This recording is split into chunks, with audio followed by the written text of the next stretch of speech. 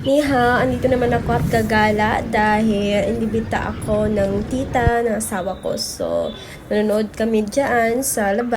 At nakapag-prepare na din ng pagkain para sa mga bisita at iba pa. At inatid ako ngayon para makauwi na din. At pagdating ko sa amin sa condo mismo, alam naman na excited na ako dahil may darating daw na parcel na tumawag sa akin yung delivery. Yun pala, pinadala ng husband ko. So, ngayon, nakita ko ang box andun sa labas. So, I'm so happy and excited. Sobra! Galing pa daw ng Australia yan, guys. So, ayan na. Buksan na natin! Magandang tingnan ko lang mamaya. And from Australia. Saka yung pa-outfit ko today. Fuck, kasi sobrang lamig dito, guys. Sobrang lamig and sa labas, mga 16 degree. So, it's just sobrang lamig. Para makita niyo yung naman. Sobrang laki niya. And, oh my God! Kasi ako dito. So, yung mga sabon para sa kay Gigi, kay ate namin dito sa China. Lagi niya akong binibigyan ng present, just like this today. I think, yeah. Binigay niya sa akin kitchen. Sabi niya, Christmas present niya sa akin. Ang cute. Parang siyang pang-beach siya naka-kitchen. Ang cute niya. Pang-Christmas gift. Tapos, thank you, Gigi, sa Christmas gift. And this, regalo din ng husband ko. Alam niyo, yung husband ko, hindi siya mahilig mag-I love you.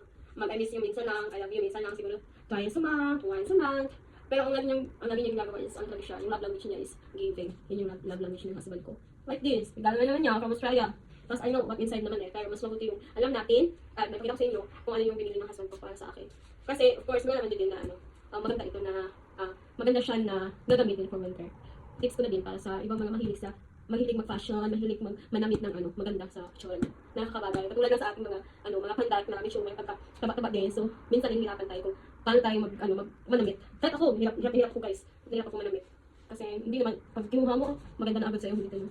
Kailangan talagang, kailangan mong mag-research anong dapat na mabagay sa'yo. Ganun, makakatulong din kasi. Ganun ginagawa ko eh. So guys, later hubay ko muna yung sapatos ko. Dahil, medyo ako. Nainitan ako sa loob. Hindi ko na-off yung aircon dito. Yung aircon is heater. So, nakalimutan ko mag-off pag alis ko nung 10 AM. Dahil, gabi na ako umuwi. Tsaka natidong ako nung, mga estudyanteng anak mayaman dito na Chekwa.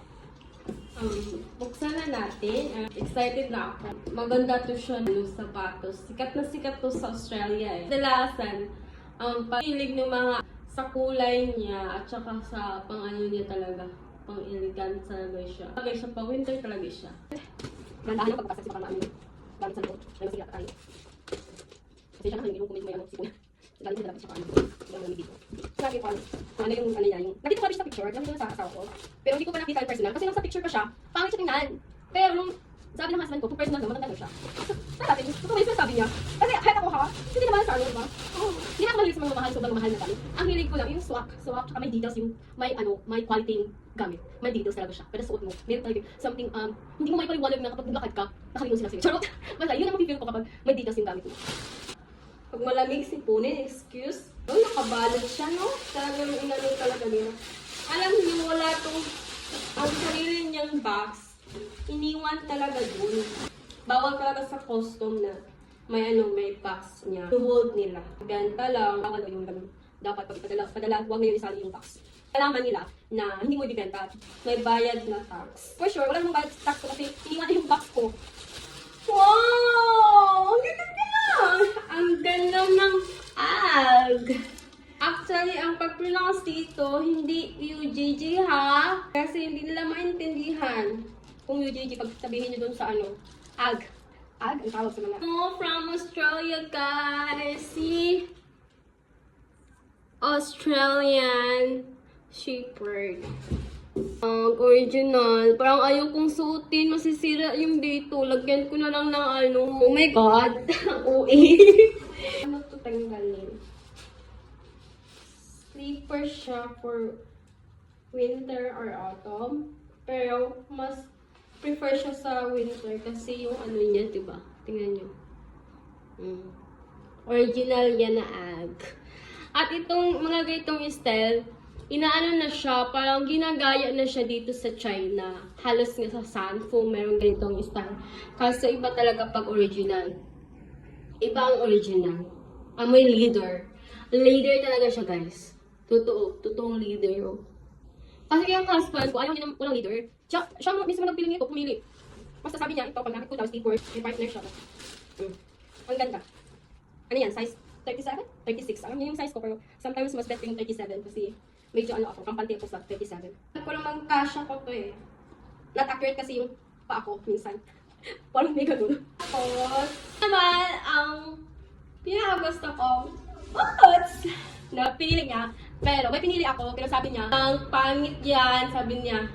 Pero, in person, maganda talaga tingnan niyang ag na yan. Ag na boots. Hindi ko alam ang mga presyo nito, pero I think, worth it naman talagang gamitin pag winter. Wow!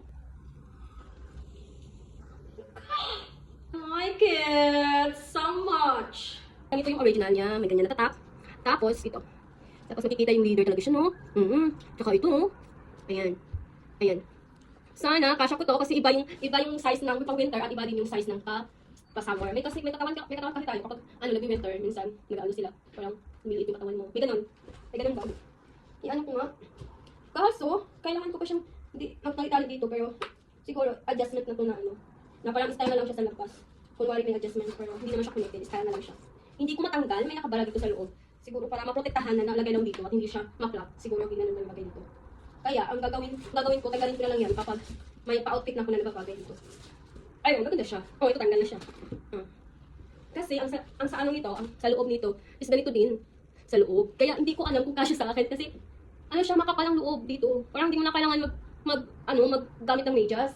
Kasi, ang suot niya, dapat kasi pag nagamit nito, kailangan may nakaano dito para hindi siya ma-damage kasi kung may balak kang benta yung gamit mo, may balak kang benta yung gamit mo, hindi, parang bago pa rin siya kasi hindi naman nasisira, diba guys? Ito sa Australia, mga gamot ko. Ito yung pinakausong gamot na maganda sa katawan. Yan, kasi hindi ako masyadong nakakatulog dahil may trauma ako, depression, just stress din. Pero minsan maganda matulog ko. Pero yung mga napanaginip na ako ng mga masasama. Kasi minsan nga ako ginising ako ng madiin ko dito na sumisigaw. Wala akong lakas dahil galing ako sa na-operahan ako, diba? Wala akong lakas, tapos hindi ako masyadong kumakain. Ginahan niya ako nito. Wala akong ganang kumain eh. Parang hanggang tingin lang ako sa pagkain. Hindi ko naman inubos. Hindi ko naman kakainin. Ano yun?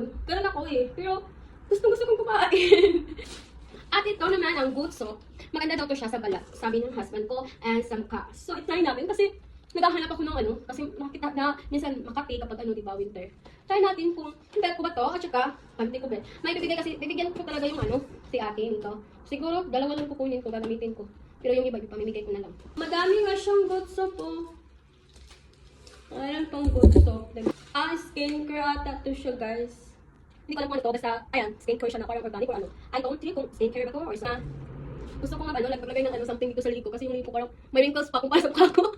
Balik kasi siya, parang may humps siya, tawag nito. Yan o. Kailangan maglagay ako ng yung ganito ata yun, pampaligid ng fats dito. Meron kasi pampaligid ng fats lang sa liit. Yan ang hinahanap ko. Thank you so much. Ana, super I love it. Sobrang bet ko siya. Pang outfit ko na sa winter and pag hindi siya, hindi na sobrang gamit, pwede ko na siyang gamitin. Kasi sa vlog ko guys, always, na-appreciate ko yung lahat, yung mga ginawa nyo, pag-subscribe, pag-follow. Hindi man ako, try ko lang mag-vlog kasi, syempre wala akong gagawin dito, pwede mag-study, mag-gala, mag-Facebook, mag-vlog lang. Kaya, thank you so much for guys, and sana, mabigyan nyo ako ng, mabigyan nyo lang ako ng panahon na, mapapanood pa kayo sa ibang vlog. Thank you so much, and good to see you all.